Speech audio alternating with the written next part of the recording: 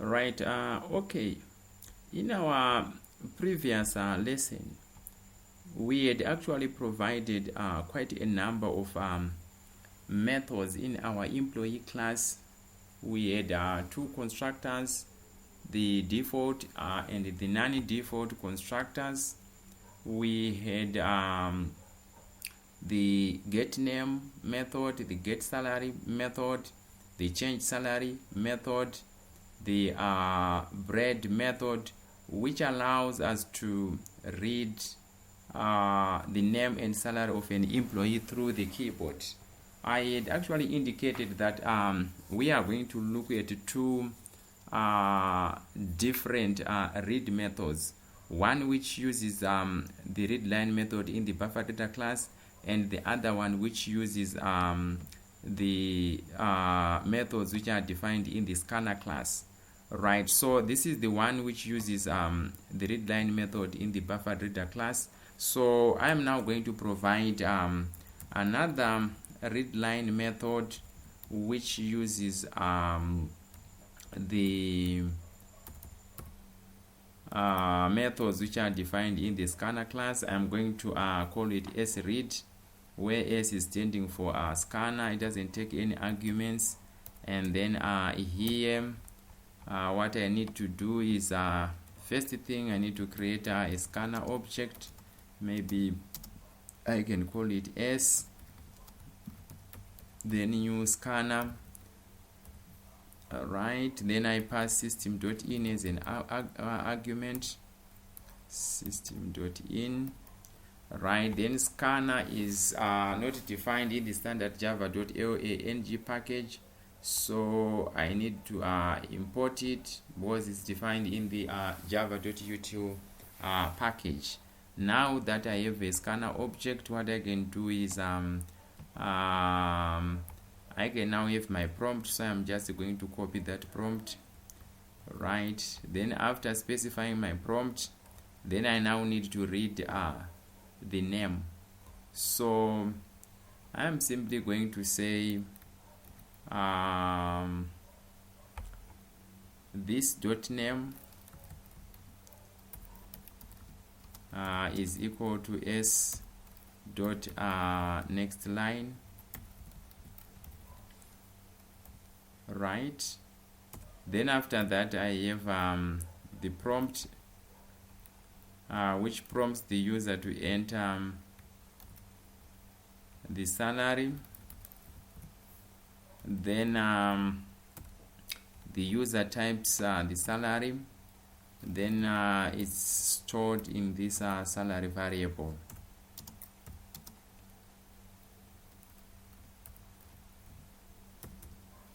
S dot next double, that's the appropriate S not salary, S dot next double.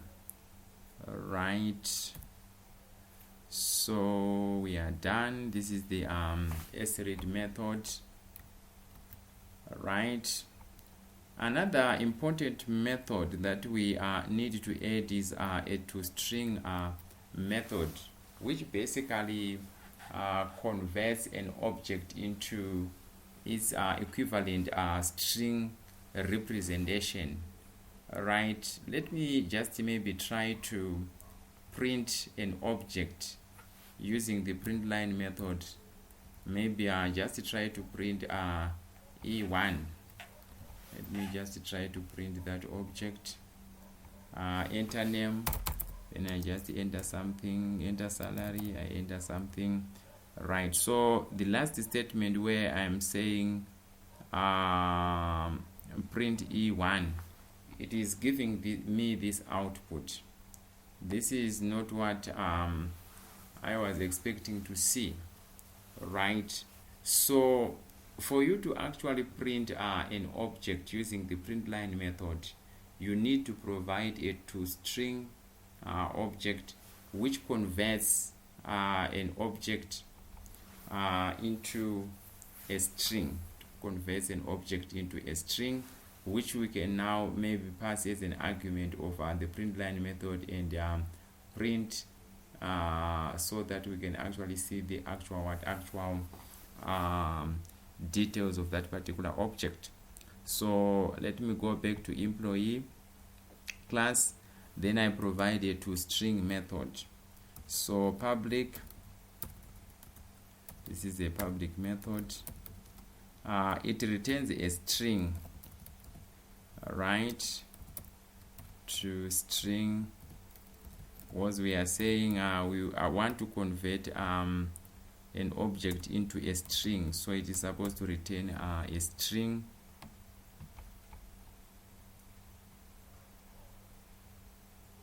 Right, then we say return. You can use any format that you want of the string. I'm going to do this. Then I say name, then plus, then I terminate that. This dot name, or this dot get name. So here I can use either this dot name or this dot get name, then plus, then in quotes, salary, then colon, then a space, then I say plus this dot get salary,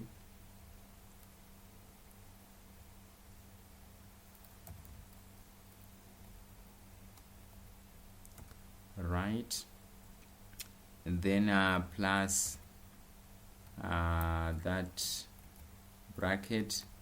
I terminate this, right. Let me now try to run the code. I'm trying to print this object E, right. It's saying there are some errors. I think let me check. Here it's saying the method getName is not defined. Oh, okay, we are supposed to use getName here, and then get salary there. I don't know how I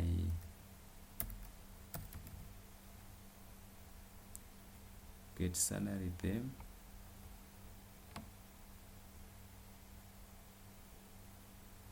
Then here we are supposed to have this plus outside the bracket. Then here I need to remove another pair of brackets. Right, I think my code is now correct. So let me try to run it. It's prompting me to enter name. Then I enter the name, enter salary. Right, now we are getting what? We are getting the details of the object. This is the name, and this is the salary, right, enclosed in those square brackets. There is something that you really need to take note of.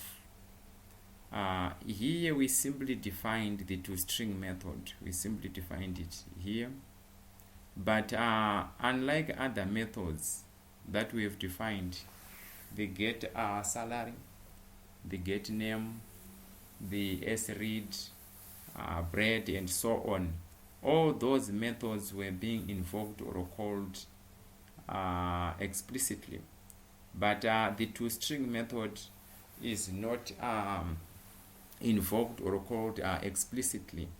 It is called implicitly by the system when you pass an object as an argument of the print or print line method. It will just go and check for the toString method, and then it invokes it, and then it is actually implemented. So you don't need to call the toString method. That's all about the toString method. Then let's add maybe a method which compares objects for equality. Let's add a method which compares objects for equality. But you need to recall that there are some methods which are in the superclasses, like the ultimate superclass of all the classes in Java, that is the Java object, the Java class, the object class rather. It basically has this toString method. So when we redefine it in our class, what that means is the one that we are defining in our class is going to override the one which is in the superclass, right? So we also have an equals method in the object class, and this is the method that we would want to override, right? So we just call it equals, and this method, which is defined in the superclass object, it takes an object as an argument. It takes an object that is an object of type object or an object of class object as an argument, right?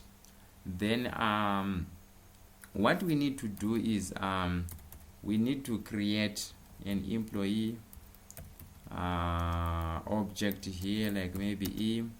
Then we assign it to O, right? But we can't assign an object, right, of type object to an employee variable. We have to cast it into what? We have to cast it into an object. Then after casting it into an object, we now need to return what are we supposed to return here? We want it to return either true or false, depending with whether the two objects that we are comparing are equal. If they are equal, it's supposed to return true. If they are not equal, then it is supposed to return false. So what we need to do is we need to compare the salaries, like I said earlier on, of the two objects to check if they are equal. Then we compare the names to check again if they are equal. If the names are equal and the salaries are equal, then the two objects are what are equal. Otherwise, they are not what? They are not equal, right? Then the other thing, before maybe you start comparing, you might maybe need to check the class of these objects.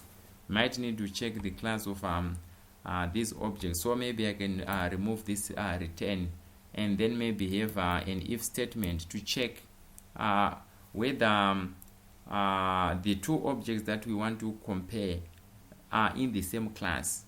Because I mean, if they are not in the same class, it would be actually obvious that they are not equal. Because I mean, it wouldn't make any sense to compare objects which are not in the same class. So you might just need to check first. So we can actually say if this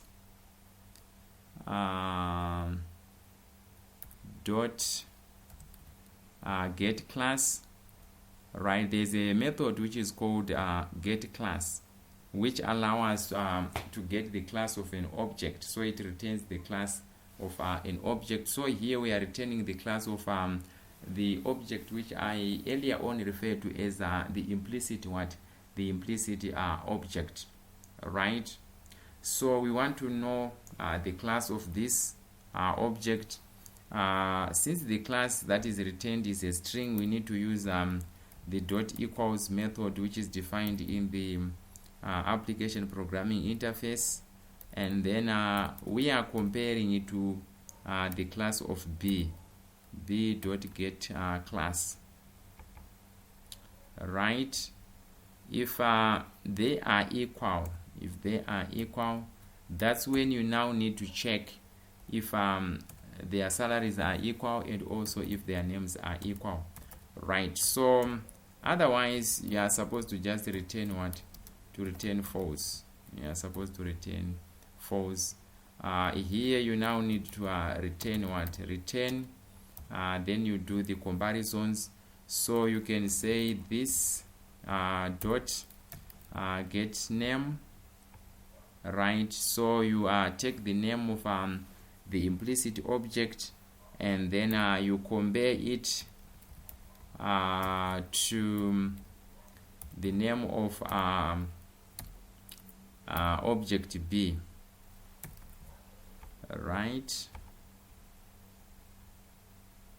Then after that, you also need to compare the salaries, where you simply say this dot get salary. Here we use double equal sign because we are comparing numbers. B dot get salary, like that. And then we make sure that we add a semicolon at the end there, and make sure that we don't have any problem with brackets. Let me just check if my brackets are matching. Right, we are supposed to be having a bracket which closes this one here, and then here everything is now correct. So I can now go and test. So what this method does is it takes an argument, right? And the argument is going to be what? Is going to be an employee object. Then we compare it to another object, and then since it's a method which is returning a Boolean value, we expect it to return true if the two objects are equal, that is, if they have the same salary and same name. And we expect it to return false if the name, either the names or either the salaries are different. Right, so let's now call or invoke this method. So what I can do is I can maybe just compare these two objects. So here I already have object E with those details, right? Then I'm going to capture another what? I'm going to capture another object through the keyboard, and then after that I do the comparison rather. Right, so I then say here E1 dot equals, right? Then I pass what? E as an argument. If the two are equal, it's supposed to return true. They are not equal, it is supposed to return false. Right, let me now run the program.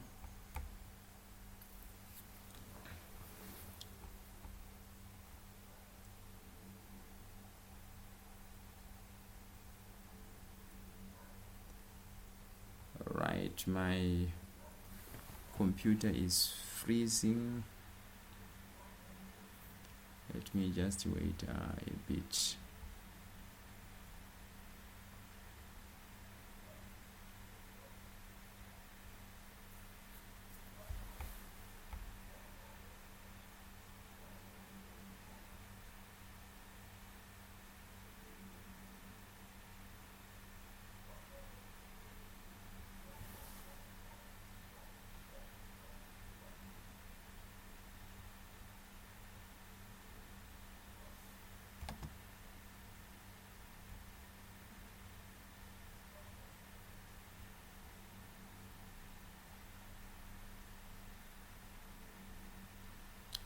Right, it is terminated, so I have maybe to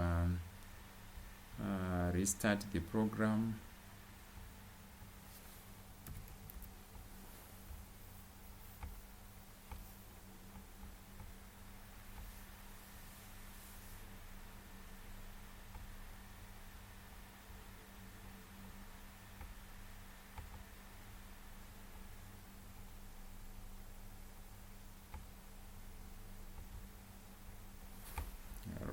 right, here is the program. Let me close these other files. All right, then I run, enter name, Taurai, enter salary. All right, it's giving me false.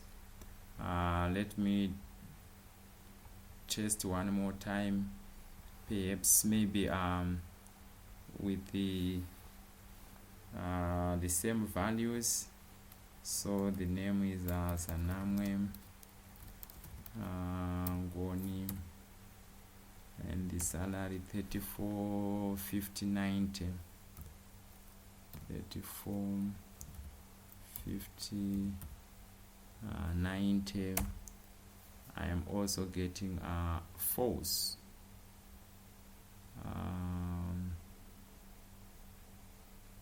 What is the problem here? Okay, the problem is that the salary is being modified here. So eventually the salary of E1 will be 2,500, not this initial salary. So I'm going to run the program one more time, and then I capture 2,500 instead of 34.50.90.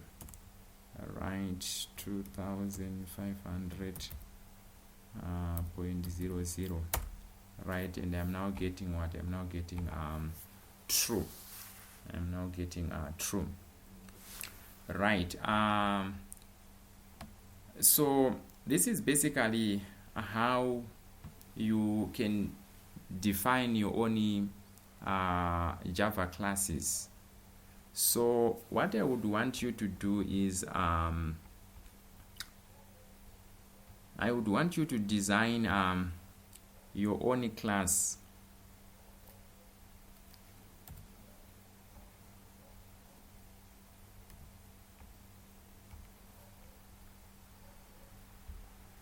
I would want you to design your own class. Right. This class is supposed to be called student, right? And the state, student name, reg number,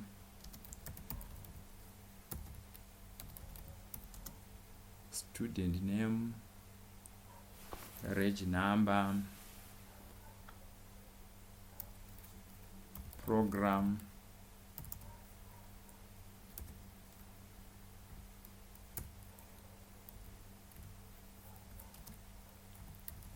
then the fees that you are supposed to pay per semester, then the actual amount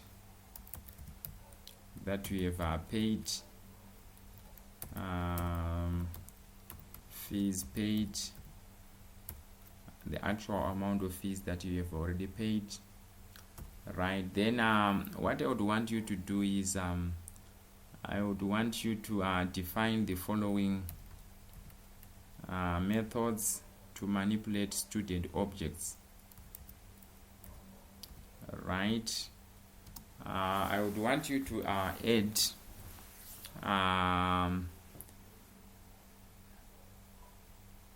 getter methods which allow us to return all the instance variables. So we are supposed to have a get name, get reg number, get program, get fees, get fees paid method. Then I would also want you to add a method which reads so here I said we need to have getter methods. Then we need to have a read method which allows us to read the details of a student through the keyboard. We need to have an equals method which compares students for equality. Then we also need a toString method. We need to add a toString method. Then you need to add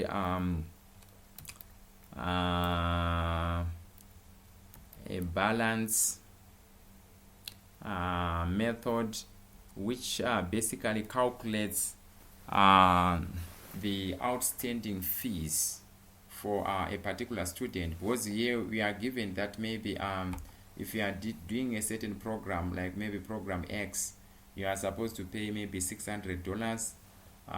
So far you have paid $300, so it is supposed to calculate the balance and return the balance, right? Then you are supposed to add a method which allow the student to pay fees. So you can maybe just call it pay, but your method one is supposed to check the fees which has already been paid, if any, right? And then also make sure that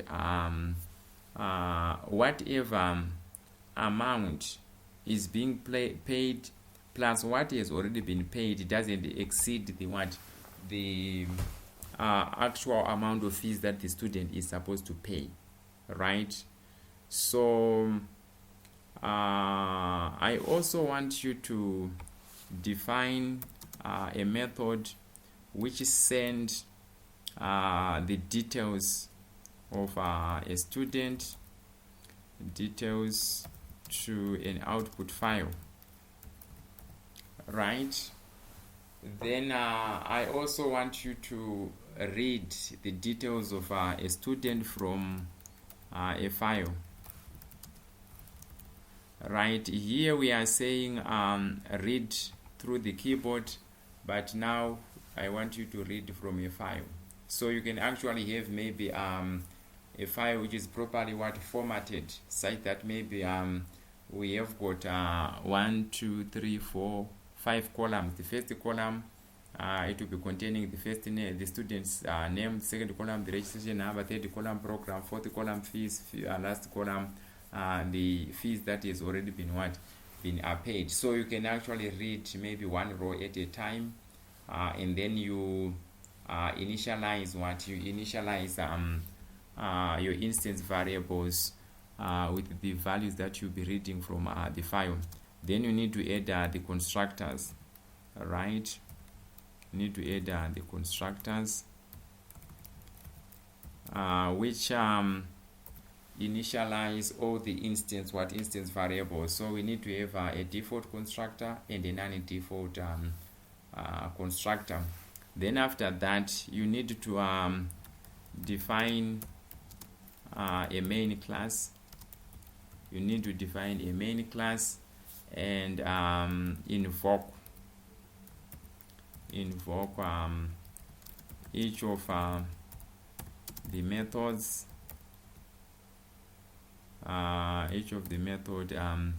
that you are defined. So this is the task that I would want you to do, and when you are done, you need to submit your solutions on Tsime. That is before next week on Monday. You should have finished this assignment. All right.